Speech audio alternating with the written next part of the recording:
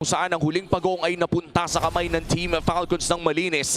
Ang tanong ngayon para sa Onyx Philippines ay kung magko-contest ba sila ng maaga dito. Mukhang ang sagot dito ay oo. Ang ganda ng pwesto ni Brusco. Pero magre-reset muna sila nitong pangalawang pagong. Pero yung RWM bibitawan na naman yung Crimson Beacon ay gagawin din para makatakas kahit papano. May ipapatong na naman at atakihin na ng Onyx Philippines. Kasama mo pa yung Throne of Ruin na nagmula dito kay Kirk. Pero buhay pa rin si Flap. Sinazone niya na lahat. Ginagawa niya ang kanyang makakaya para hindi siya mamatay at makapagkaroon pa ng oras ang Team Falcons. Pero naubusan siya ng time para mabuhay sa laban na yun. Natutuloy-tuloy na naman ang Team Falcons para makapag-disengage. And Onyx now controls the river. Samahan mo pa yung King Kong na makakapag-secure na ang pagong. May Violet Requiem naman. Makakatakas pa rin si Kyle. Walang mapipick off sa Onyx at kuha nila ang pagong. And Onyx with a massive win sa teamfight na yun at itutuloy pa ata nila. Hinahanap nila si Ogwen. Phantom Steed na gamit na rin. Looking for the Falcons nest. Pero mukhang hindi na nila papasukin ang jungle pa. Pahinga na muna para sa Onyx Philippines. That's a turtle and a couple of kills. Ganda rin kasi na ginagawa ni Kirk dun sa likod.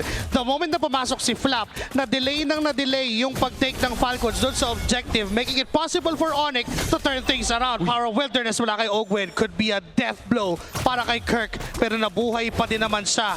Now looking at Savero. Tinuluyan gamit yung Blazing Duet pero may pantakas pa kaya si Savero. The answer is yes. Dahil nandyan na si Kuya King para umalalay sa kanyang kakampi. Oo, at may purify pa nga siya doon. So kung sakaling tumama man yung mga abilidad ni Kyle, ay makakatakas pa rin naman si Savero bagamat mapipindot yung purify. Meron na tayong tig-isang objective para sa Onyx and Falcons. At sa tagal na laro na ito ng 6 minutes, 1,000 lang talaga yung hawak na kalamangan ng Falcons. Hindi na umalis doon.